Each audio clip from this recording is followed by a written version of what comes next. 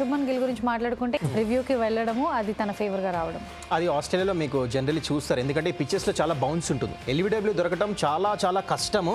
అది empires call ఉండింది, ఒకవేళ ఎంపైర్ అవుట్ ఇచ్చింటే that was an out. And అది కూడా change of pace slower one వేసాడు, అందుకనే బాల్ డిప్ అయ్యి ఇంకొంచెం ఎక్స్ట్రా బౌన్స్ అయింది అనమాట బాల్. అందుకనే జస్ట్ టాప్ ఆఫ్ ద అది బేల్కి తగలటం చూసాం, అందుకనే ఎంపైర్ నాట్ అవుట్ ఇచ్చాడు. కాబట్టి లక్ తన వైపు ఉంది. అండ్ అగైన్ అదిగోండి ఆ స్లోర్ వన్ అయ్యేసరికి ఓవర్ స్పిన్ అవుతుంది బాల్ జనరల్లీ పిచ్ మీద. ఆల్రెడీ ఆస్ట్రేలియాలో చాలా బౌన్స్ ఉంటుంది. ఇదే బాల్ ఇండియా పిచ్చెస్లో పడుంటే మోకాళ్ళ కింద తగిలేదు బాల్, అది స్టంప్లో కింద హాఫ్ ఆఫ్ ద స్టంప్ కింద తగిలేదు అనమాట. But again that are how Australian pitches are. కానీ ఈ లక్ని రైడ్ చేయాలి శుభ్మన్ గిల్. ఇందాక వేణు చెప్తున్నట్టు యాక్చువల్లీ గిల్ డైరెక్ట్గా తెచ్చి మీరు ఓపెనింగ్ చేయిస్తున్నారంటే బహుశా చాలా మంది దీనికి విరుద్ధంగా మాట్లాడచ్చు, ఎందుకంటే that is right also. Yashasvi Jaiswal wait చేస్తున్నాడు అక్కడ. T20 వరల్డ్ కప్ ఇండియా గెలిచినప్పుడు he was the third opener. కానీ డైరెక్ట్గా తెచ్చి గిల్ని వైస్ కెప్టెన్ చేస్తారు టీంలో మీరు.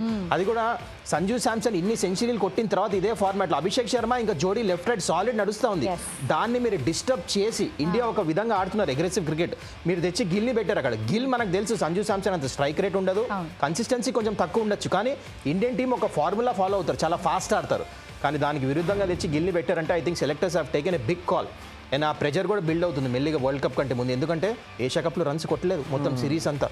And here is the time runs కొట్టాలి డెఫినెట్లీ ఇక్కడ గిల్.